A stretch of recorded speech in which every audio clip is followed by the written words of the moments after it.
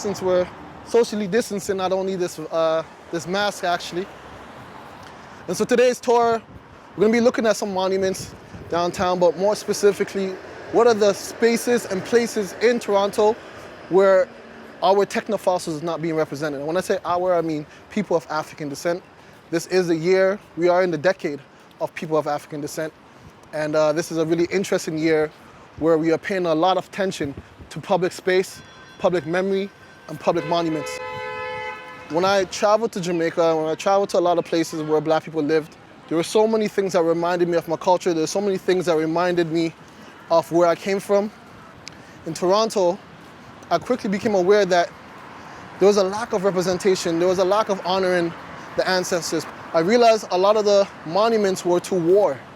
I thought it was really interesting that there was nothing that really spoke to people who contributed to peace, contributed to the fabrics and the essential parts of Toronto and the identity of Canada that didn't cost other people's lives. So this monument that we're looking at here, dedicated to the Boer War, it was the British fighting the Dutch for power over South Africa as it relates to colonization. The British enlisted the Canadians, but more importantly brought African Americans, slaves, to fight against the Boers and also against the Africans who were fighting for their independence from the Dutch. Why this monument is so problematic is because it led to the apartheid system, which was created by Canadian soldiers. This monument was created in 1910 by Walter Seymour Allward and was commissioned by former military officer turned senator and banker James Mason. He paid what would have been equivalent to $5 million to complete this work. The monument pays homage to the Boer War of South Africa, which enabled the complete colonization of the Southern African region and the apartheid system by European powers. Canada supplied 50,000 horses for the South African War and had 267 Canadian casualties, losing their lives in it. But what is absent from this monument is the acknowledgement of the African people who were forced to fight in this war against other African people, along with there's no regards for the Black Africans who were ultimately affected by the war's aftermath. This project, called Missing Black Technofossils here, is also about reimagining public space and engaging with these public art monuments. Rather than tearing them down, we should investigate and be critical of them. And so I created this monument, which is to represent all ancestors and to represent multiple ancestors. You want to aim for a flat surface, so right now I'm aiming for the stairwells. And then you want to press a button, this little box here that activates your camera and your AR, and it places it. If you want to rotate it, you can use 2 fingers. You can position it however you want. For me, I'm going to position it to the past because we're looking at the past, not the present. And it's in conversation with them. Well, then you can even have it replace the monument itself. And so I want to give you a chance to walk around and engage. You can go closer, see all the details, and think about the ancestors who were affected by this history and whose names are not represented on this relic.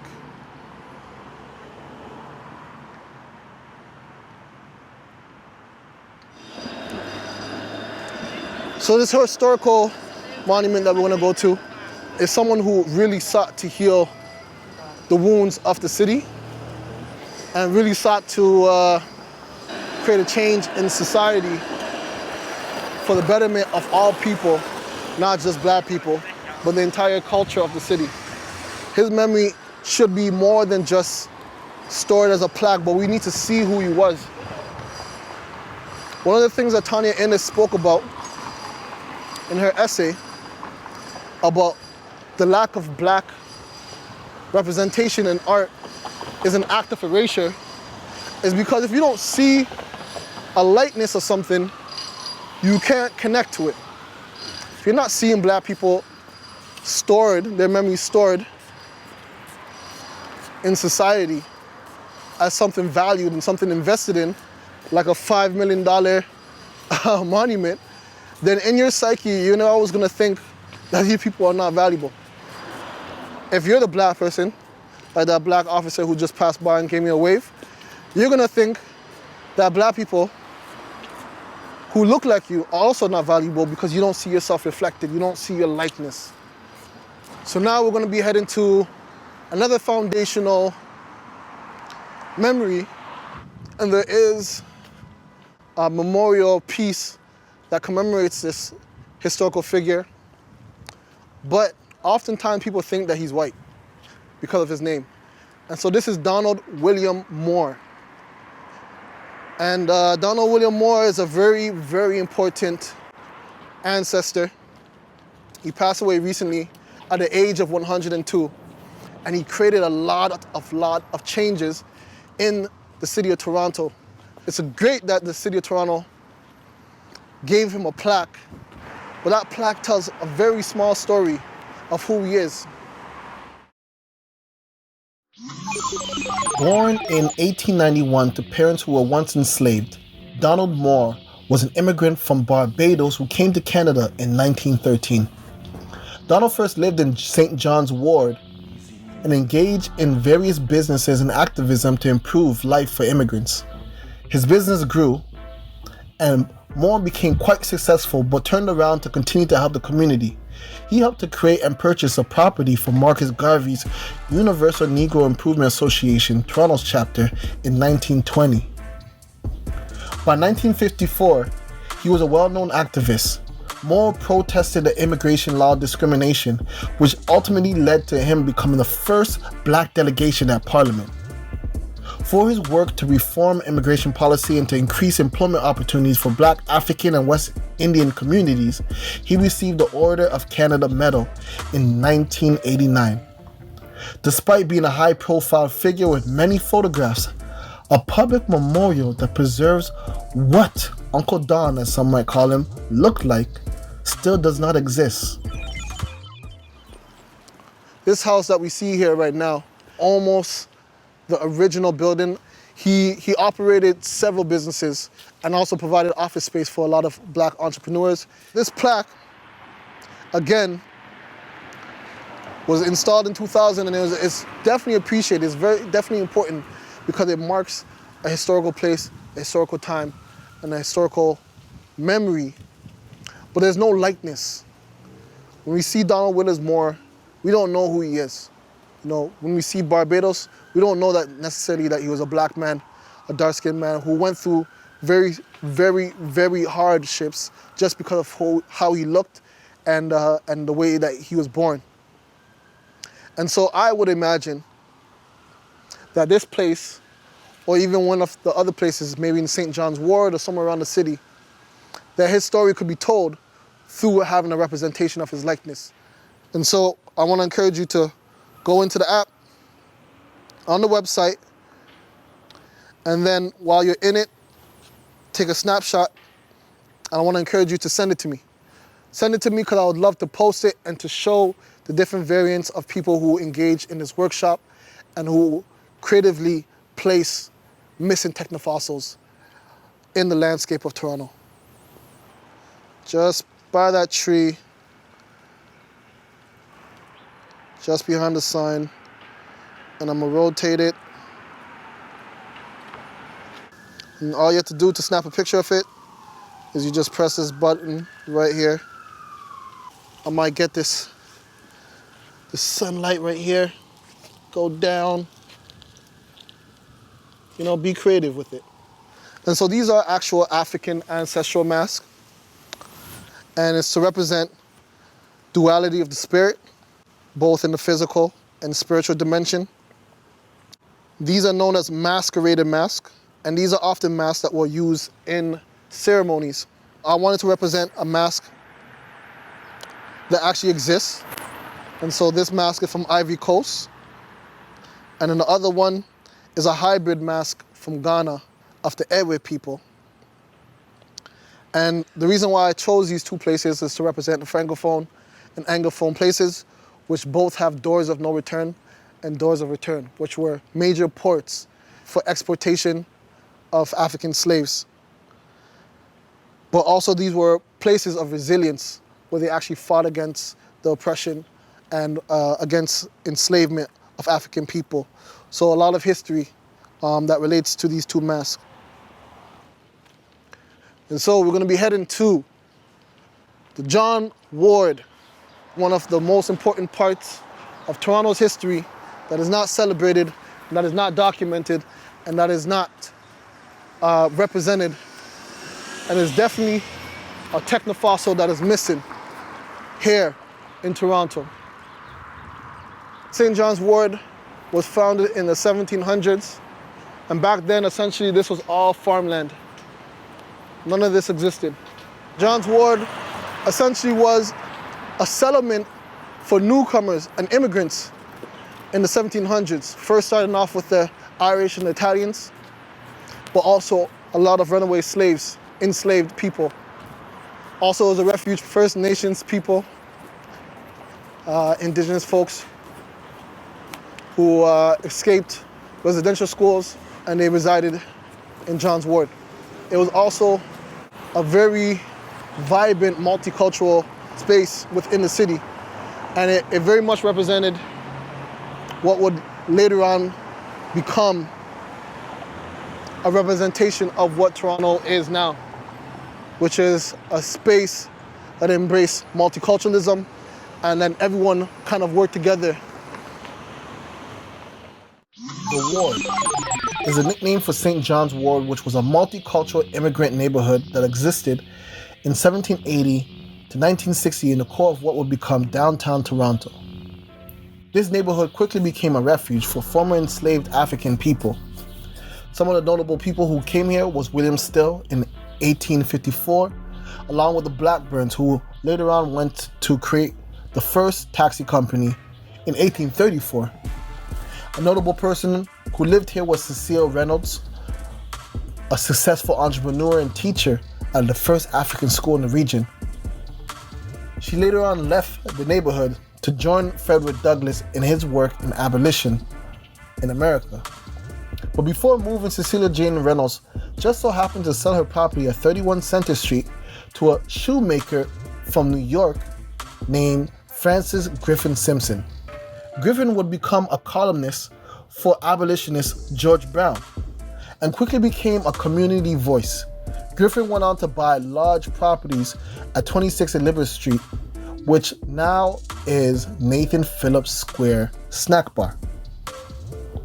Griffin would help tremendous amount of people with the work that he was doing, and he also created properties that would operate as housing units for people who could not afford a place to live. But as you can see at this site, there are no plaques, signage, or any technofossils or memorials that tells the stories of people like Francis Griffin Simpson, Cecilia Jane Reynolds, or the vibrant community that were once here.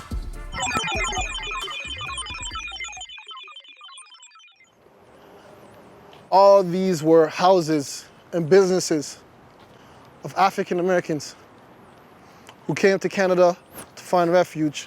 And as we try to imagine walking down this invisible street, all of this was all houses and a vibrant community. But the place that I want to focus on and where we're going to end our tour is a place where Francis G. Simpson used to live. He moved to Toronto from New York City. He was born free, and here in Toronto he became a spokesperson and a community activist. And so this snack bar that you see right here was actually where Francis G. Simpson used to live. This whole snack bar. It's a pretty big house back in the 1800s. Here, while he lived in John's Ward, he would actually advocate for the rights of black people in Canada. And so Francis G. Simpson actually worked with Marcus Garvey and Donald William Moore to create the first UNIA house as St. John's Ward continued to be a housing space for a lot of predominant and well-known black people. There's a lot of history that's buried here, but there's nothing, no matter where you look around, there's nothing that tells you about the history of the black people who were here, the history and the legacies that were here at John's Ward. And so I want to encourage you now to go into the second app. First thing you got to do is you're going to scroll down and you're going to press play. Look around you. Focus your lens on a flat surface. And then you're going to activate the AR. Recognize that shaping the past is to forge the future through casting the mold of the present, which you are doing right now. Missing Black Technofossils here looks at absent, erased, and not yet told memories and narratives of Black African Canadians that is not publicly accessible. But together, we can recover some of these unveiled datas. Peggy Pompadour was an enslaved African woman who arrived in the town of York, now Old Toronto, in 1793. She was a talented cook, soap, and candle maker. She routinely ran away from her owner and was constantly thrown in jail for truancy and slave resistance. She encouraged other slaves to run away and almost incited an uprising. This woman of defiance is deserving of a permanent fixture that capsules and illustrates the memory and history of our ancestor, Peggy Pompadour. Peggy Pompadour. The past is a mold for the present. In 1937, Jean Augustine was the first Black female member of Parliament in 1993, and in 2002 she became the first Black woman in cabinet. Her legacy includes the Federal Declaration of Black History Month in February, a motion she introduced in 1995. In 2010, a small park was named after her, and in 2016, a Brampton High School was named in her honor. This country needs a permanent fixture that acknowledges Jean Augustine as a living ancestor that features her vast contribution to Canadian and world history. The present and the past forges the possibility of materiality for the future. SARON GEBRESELLASSI is a multilingual human rights lawyer, an entrepreneur, and community activist for social change. She's won lawsuits against Starbucks and the Toronto Police Department, as well as numerous human rights cases helping activists and protesters from the Black Lives Matter movement. One day, we hope to honor her with a public technofossil or permanent fixture that capsules the memory, story, and achievement to honor her work while she is a living ancestor. While she is a living ancestor.